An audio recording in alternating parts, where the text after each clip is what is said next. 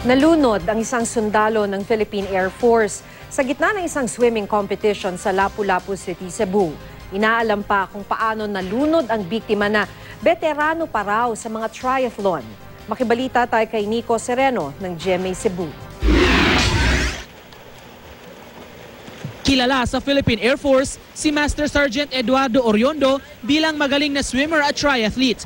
Ilang beses na itong sumabak sa iba't ibang kompetisyon. Veterano si Oriondo sa triathlon. Kakagaling lang din siya sa isang swimming competition ng Air Force noong nakaraang linggo lang.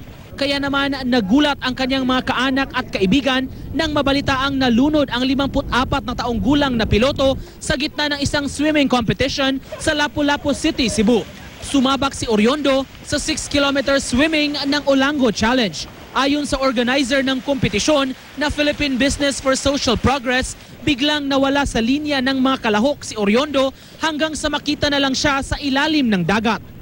Rumisponde ang mga tauhan ng Naval Forces Central. Sinubukan pa ng mga doktor na isalba ang buhay ni Oriondo pero huli na ang lahat. Sa ospital, idiniklara siyang dead on arrival. Nagluluksa ngayon ang mga kaibigan at kapwa swimmer ni Oriondo. Layunin pa naman daw sana ng Olango Challenge ang ikampanya ang ligtas na paglangoy para makamit ng bansa ang zero drowning incidents record. Kaning Pilipinas archipelago ni daghan kayong island ba, pero ang mga tao it so happen ang akong desire yun nga zero drowning incident pinaagi sa information. Sa ngayon, wala pang inilalabas na detalye ang mga otoridad tungkol sa posibleng dahilan kung bakit nalunod ang veteranong swimmer.